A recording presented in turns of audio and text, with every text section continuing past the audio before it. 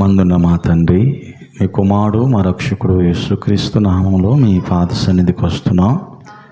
వచ్చిన మీ పిల్లలను, మీ బిడ్డలను, మీ కుమారులను, మీ కుమార్తెలను దీవించి వారికి ఈ చివరి ఆదివారంలో మేమేమి చేయాలో వచ్చే సంవత్సరానికి మా ముందున్న గత 3 రోజుల్లో ఎలాగా ముందుకు సాగాలో మీరే మాకు కృపనిమ్మని, కాపాడమని, మహిమ పొందమని యేసు నామములో ప్రార్థిస్తూ వస్తున్నాము తండ్రి.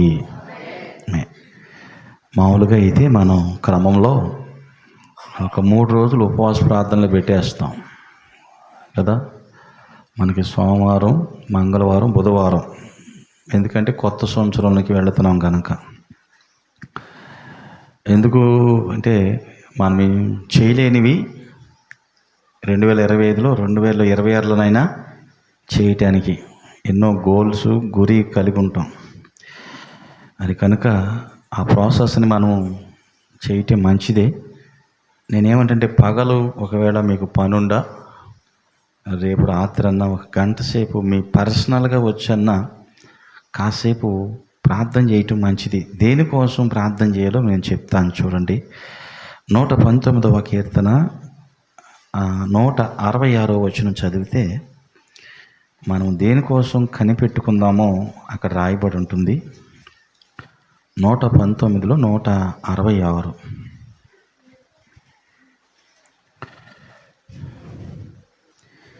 యెహోవా నీ రక్షణ కొరకు నేను కనిపెట్టుచున్నాను, నీ ఆజ్ఞను అనుసరించి నడుచుకొనుచున్నాను.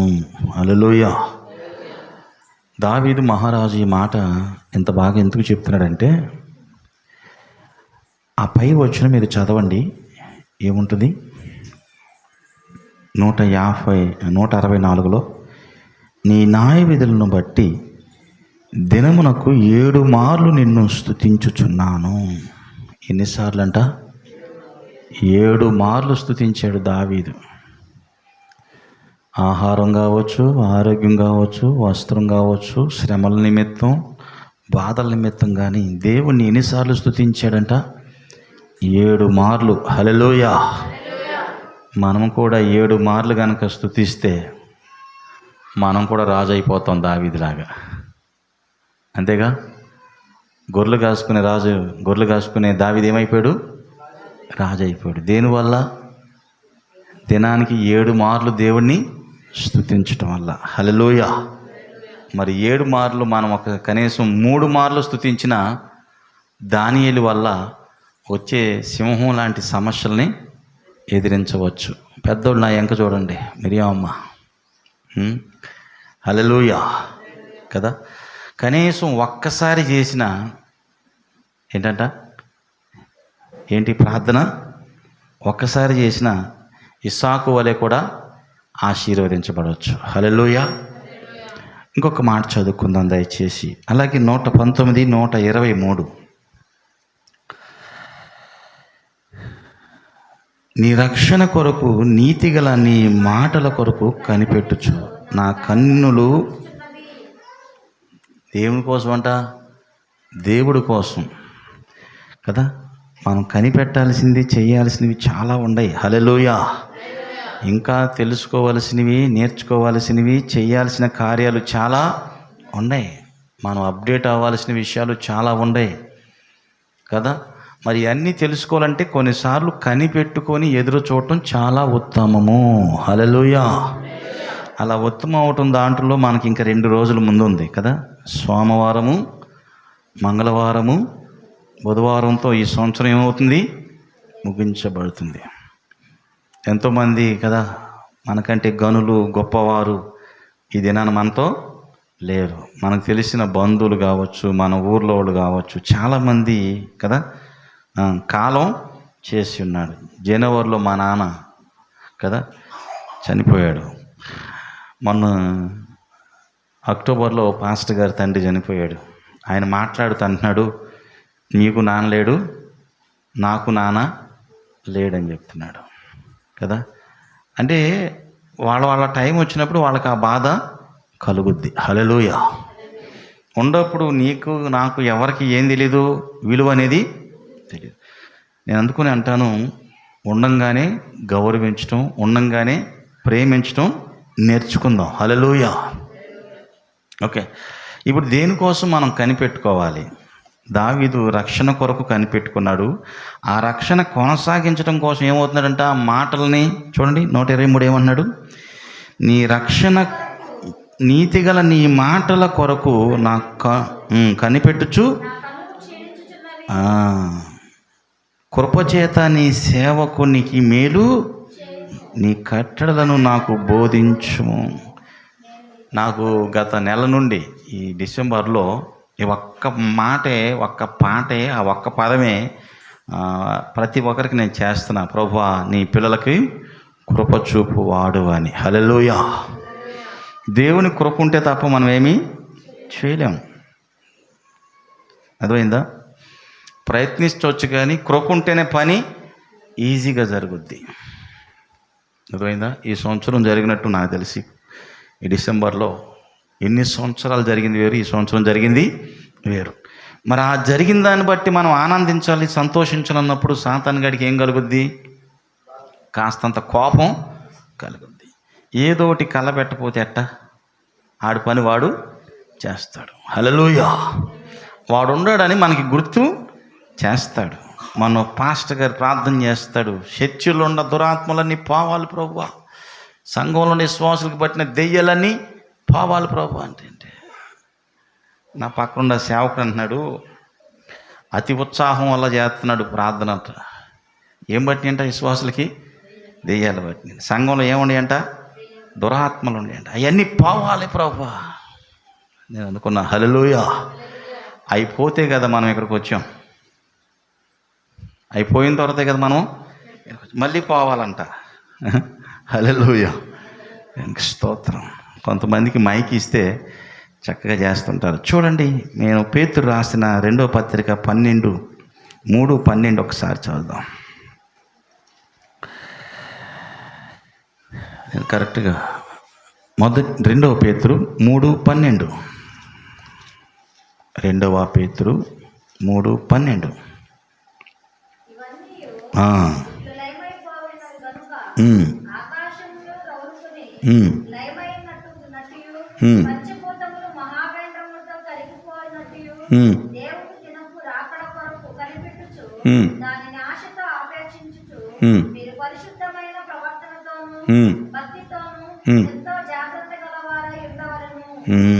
ఇంకొంచెం కిందకు రామా.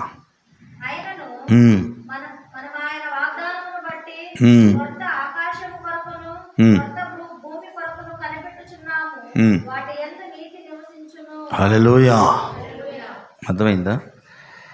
నిజంగా మనం ఇప్పుడు దేనికోసం కనిపెట్టుకోవాలి? వాగ్దానం కోసం కనిపెట్టుకోవాలి. మరి వాగ్దానం కోసం మనం ఏం చేయాలి? ప్రార్థన చేయాలి. ఏ వాగ్దానం రావాలని? నిన్ను బహుగా దీవించి ఆశీర్వదించి నిన్ను విస్తరింపచేయును గాక అని వచ్చింది అనుకో. దానికి మనం ఏం చేయాలి? దేవుడే ఆశీర్వదిస్తాడు, దేవుడే బహుగా విస్తరింపజేస్తాను అన్నాడు కాబట్టి గమ్మునే కూర్చుంటే వస్తుందా? దాన్ని పట్టుకొని ఏం చేయాలి? ప్రభువా బహుగా నన్ను ఎలా దీవిస్తావు, దీనికి నేనేమి చేయాలి, నా పని ఏంటి అడగాలి. ఇక్కడ నేను కూర్చొని తిరుపతి నుండి మా ఊరు వెళ్ళాలంటే దేవుడు చెప్పాడు తిరుపతి నుండి వెళ్ళమని. నేను వెళ్ళాలా? ఇక్కడ కూర్చొని నేను వెళ్ళినట్టు ఉండాలా? వెళ్తేనే మా ఊరు వెళ్తాను. ఇక్కడి ఆటో తీసుకొని రైల్వే స్టేషన్కి వెళ్ళాలి, అక్కడికి వెళ్ళి ట్రైన్ ఎక్కాలి. అట్టని మధ్యలో దిగేస్తే మా ఊరు వెళ్తానా? చాలామంది జీవితంలో ఏమి నెరవేర్తలా? వాగ్దానం. ఎందుకని? మనం అనుకునేది ఏంటి? దేవుడు నాతో మాట చెప్పాడు, నెరవేర్చిన పని ఎవరిదే? దేవుడిదే. హల్లెలూయా. నాకైతే సంబంధం లేదు. అంతే అంటారా? చూడండి, మళ్ళొక్కోసారి చదవమ్మా. 13 చదువుతా. 13. ఆయనను మనం ఆయన వాగ్దానమును బట్టి కొత్త ఆకాశము కొరకు కొత్త భూమి కొరకు కనిపెట్టుచున్నాము, నీతి నివసించును. ఈ భూమి మీద మనందరికీ దేవుడు కొత్త ఆకాశం కొత్త భూమి ఇప్పుడు పరలోకంలో సిద్ధపరుస్తున్నాడు. హల్లెలూయా. అయితే మనకు ఒక వాగ్దానం చేస్తున్నాడు, వాగ్దాన భూమికి నిన్ను తీసుకెళ్తానని. ఫస్ట్ దేవుడు ఎవరికి వాగ్దానం చేశాడు? ఇశ్రాయేలుకి వాగ్దానం చేశాడు. ఏమని? మిమ్మల్ని పాలు తేనెలు ప్రవహించే దేశానికి తీసుకొని వెళతానని. మరి వీళ్ళు ఏం చేయాలి? అప్పుడు నేను తీసుకెళ్తానంటే వీళ్ళు కూడా ఏం చేయాలి? వెళ్ళటానికి సిద్ధం పడాలి. అదే కదా. ఇప్పుడు ఊరు వెళ్దామని భార్యతో చెప్పామనుకుంటే భార్య ఏం చేయాలి? సిద్ధపడాలి. భార్యలు ఏ ఊరు వెళ్దామంటే సిద్ధపడతారు? అమ్మగారి ఇంటికి వెళ్దామంటే రాత్రికి రాత్రే సిద్ధపడతారు. అదే అత్తగారి ఇంటికి వెళ్దామంటే ఏం మాట్లాడరు. ఎవరు అత్తగారి ఇంటికి వెళ్ళే వెళ్ళారు? ఇక్కడ ఏముంది? అక్కడ వెళ్తాకి ఏముంది? అంతేనా? ఎవరున్నారు అక్కడ వెళ్తాకి అంటారా? హల్లెలూయా. అర్థమైందా? అమ్మగారైనా అమ్మే, అత్తగారైనా అమ్మే, ఎవరైనా అమ్మే. ఇప్పుడు మీరు కోడల్లో మీ వెనక ఎవరు ఉండరు? అత్తలు ఉండారు. అర్థమైందా? రేపు మీరేమవుతారు? అత్తలు అవుతారు, మామలు అవుతారు. మీకు ఎవరు వస్తారు? మనవాళ్ళు వస్తారు, మనవాళ్ళు వస్తారు. ఇప్పుడు ఆ తర్వాత మీరు ఏం చేయాలని? ఆడించుకుంటాం తప్ప చేసేదేమీ లేదు. దేవునికి స్తోత్రం. కనుక మనకిచ్చిన వాగ్దానము, మనం ఆయన వాగ్దానాన్ని బట్టి, హల్లెలూయా, కొత్తది ఏదైనా నెరవేరాలంటే ఆయన మనకు వాగ్దానం చేశాడు. ఇజ్రాయేల్ ప్రజలు సిద్ధపడ్డారా? సిద్ధపడలేదా? కానాన్ దేశం వెళ్ళటానికి చెప్పాలి మీరు. నా వెనక చూడండి. ఈరోజు వచ్చాడు కుర్రాడు, 3వ తరం.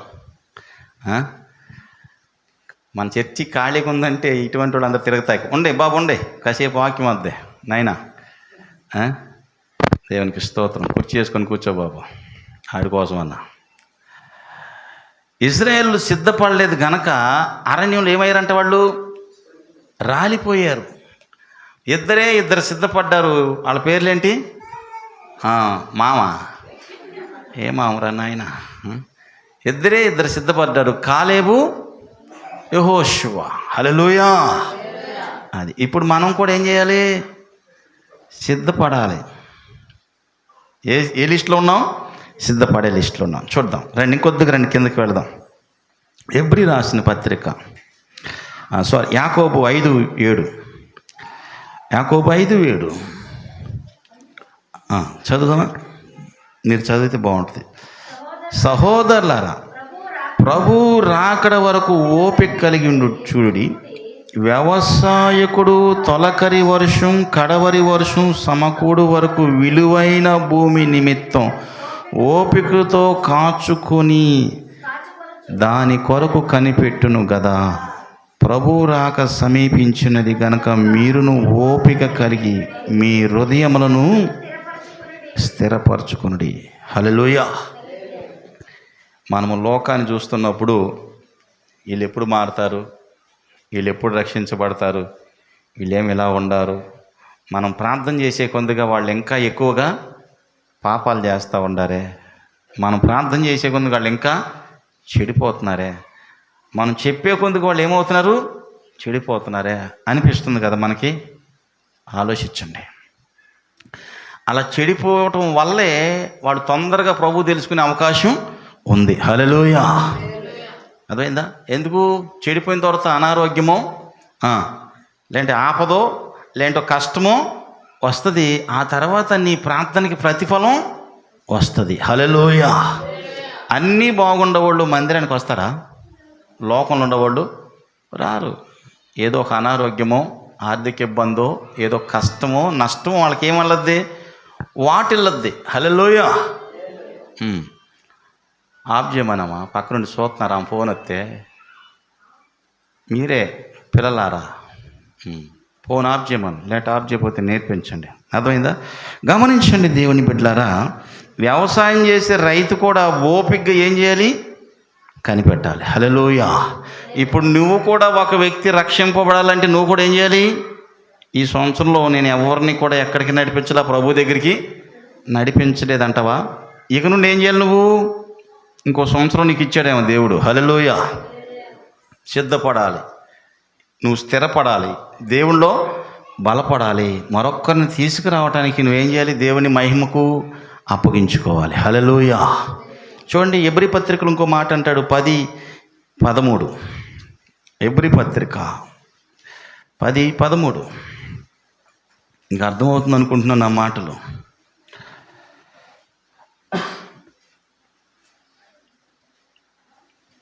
ఉందా?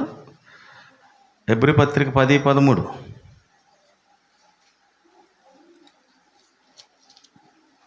పక్కనే ఉండదు చూడండి, రెండు కలిపి. ఈయనైతే పాపము నిమిత్తము సదాకాలం నుంచి ఒకే బలిని అర్పించి అప్పటి నుండి తన శత్రువులను తన పాదముల పీఠముగా చేయుని కొరకు కనిపెట్టు దేవుని కుడి పార్శ్వమున ఆసీనుడైను. హల్లెలూయా. యేసు ప్రభు వారికి శత్రువులు లేరా? యేసు ప్రభు గారికి వ్యతిరేకంగా మాట్లాడినోళ్ళు లేరా? యేసు ప్రభుని హింసించినోళ్ళు లేరా? మరి నిన్ను కూడా హింసించేవాళ్ళు, నీకు కూడా వ్యతిరేకంగా మాట్లాడేవాళ్ళు నీ పాదాల దగ్గరికి వచ్చేంత వరకు నువ్వేం చేయాలి? వాళ్ళ కోసం కనిపెట్టి ప్రార్థన చేయాలి. హల్లెలూయా. అగైనెస్ట్ లేకుండా ఏ సినిమా ఉండదో? ఉంటుందా? హీరో ప్లస్ విలనం, అంతే కదా? ఉంటేనేమైంది అది సినిమా. ప్రతి చోట ఉంటాడు యేసు ప్రభు, ఉన్న చోట యోధా ఇస్కరియోతు కూడా ఉంటాడు, శిష్యులు కూడా ఉంటారు. ఇవి ఉంటేనే కదా నువ్వు మంచి తెలవాలంటే నీకు ఆపోజిట్ ఎవరో ఒకరు ఉండాలి. ఇప్పుడు నువ్వు చేసే టిఫిన్ బాగుందంటే బాగుంది కూడా ఎదురుగా ఉంటే మనం అనుకుంటాం అసలు సాతానే లేకపోతే బాధలే ఉండేవి కాదు. కంటే అసలు సాతాను ఉంటే కదా నీకు తెలిసింది దేవుడు ఉన్నాడని, దెయ్యం ఉంటే కదా దేవుడు ఉన్నాడని తెలిసింది. గమనించండి, ఇవి మనం తెలుసుకోవాల్సిన విషయాలు ఏంటంటే కనిపెట్టడం. హల్లెలూయా. ఏం చేయటం అంట? కనిపెట్టడం. అలాగే 9:28 కూడా చదువమ్మా. ఎబ్రీ 9:28.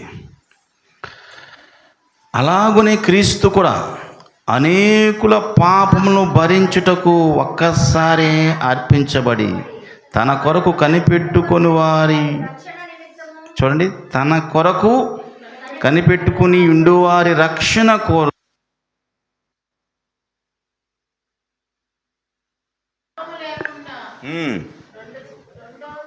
రెండోసారి ప్రత్యక్షమాయెను. హల్లెలూయా. ఇప్పుడు ప్రభు ఎక్కడికి వస్తున్నాడు? మధ్యాకాశానికి. నీవు నేనేం చేయాలి? ఎత్తబడాలి. ఎత్తబడాలంటే నువ్వేమై ఉండాలి? సిద్ధపడాలి. హల్లెలూయా. అర్థమైందా? ఇప్పుడు ఈ సిద్ధపడే లిస్టులో మనం ఉంటే ఎత్తబడే లిస్టులో కూడా ఉంటాం. కనుక ఇంకొకసారి చదవండి, ఈ మాట నేను ముగిస్తున్నాను. చూడండి, అలాగునే క్రీస్తు కూడా అనేకుల పాపములను భరించుటకు ఒక్కసారి అర్పించబడి తన కొరకు కనిపెట్టుకొని ఉండువారి